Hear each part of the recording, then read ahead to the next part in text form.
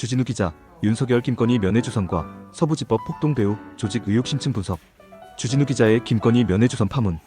윤석열 전 대통령의 멘토로 알려진 친평 변호사가 김건희 여사에 대한 면회를 요청한 인물이 주진우 기자였다는 사실이 확인되면서 논란이 일고 있다.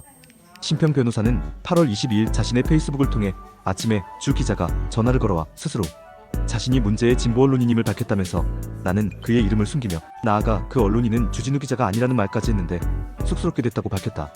친평 변호사의 추가 증언. 강진구 기자와의 통화에서 친평 변호사는 더욱 구체적인 증언을 했다. 주진우가 오늘 아침에도 전화해서 윤석열 김건희에 대한 애틋함을 표시했다고 밝히며 윤석열 김건희가 각각 구속되기 직전에도 주진우와 만났는데 그때도 윤석열은 정의로워지려고 노력하는 사람, 김건희는 따뜻한 사람이라는 취지로 일관되게 말했다고 증언했다. 주진우 기자가 뉴스공장에서 예전에는 그랬는지 모르지만 지금은 괴물이 됐다는 얘기도 했다고 해명한 것에 대해서는 그런 얘기는 전혀 없었다고 반박했다. 주진우 기자의 입장과 논란. 주진우 기자는 8월 21일 김어준의 겸손은 힘들다 뉴스공장에 출연해 김 여사의 건강은 어떤지 좀 들여다봐달라고 신 변호사에게 내가 이야기했다고 인정했다. 신평 변호사에 따르면 그 주 기자와 저는 오래전부터 윤 전 대통령 내외와 인연을 맺어왔다며 비록 정치적 견해의 차이에 따라 주 기자는 윤 전 대통령 내외를 비판해왔으나 지금 이 시점에서 윤 전 대통령 내외의 안위를 진정으로 걱정하는 점에서는 저와 동일하다고 했다. 권성동 의원 측근의 김성태 석방거래 시도. 뉴탐사와 워치독이 입수한 2023년 10월 28일 녹취록에서 권성동 의원의 연락책으로 확인된 황모 씨와 김모 씨는 이화영 정보를 더 주면 권성동을 통해 검사에게 전달하겠다고 말했다. 실제로 이 통화 3개월 후인 2024년 1월 김성태 전 쌍방울 회장은 석방됐다. 로비 네트워크의 실체. 조경식 KH그룹 부회장이 휴대폰에 VIP 외삼촌으로 저장하고 남한산성이라는 암호로 불렀던 인물의 정체도 확인됐다. 이 인물은 윤석열 전 대통령과 깊은 인연이 있는 것으로 알려졌으며 김성태 석방 로비 과정에서 중요한 역할을 한 것으로 추정된다. 2024년 1월 15일 문자에는 지금부터 우리가 접촉하는 쪽의 이름은 삼가하자, 용산, 남한산성 등으로 부르자는 은어가 등장한다. 용산은 대통령실을 지칭하고 남한산성은 김성태의 친인척 전모 씨의 거주지를 가리킨다. 서부지법 폭동의 조직적 배후 세력.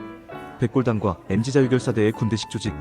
서부지법 폭동 당시 현장에 있었던 제보자는 백골단이 청년 300명을 군대처럼 조직해 코드네임을 부여하고 민주노총이 산으로 넘어온다며 밤새 보초를 서게 했다고 증언했다.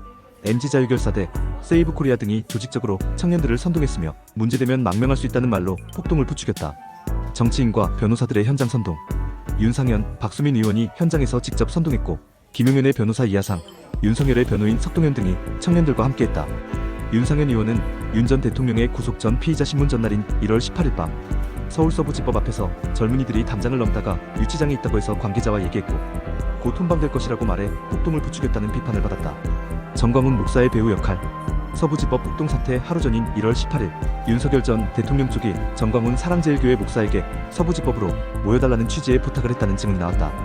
배인규 신남성연대 대표는 대통령이 전 목사에게 서부지법으로 모여달라고 부탁받았다는 문자 메시지를 보냈다고 한다. 변호사들의 조직적 선동.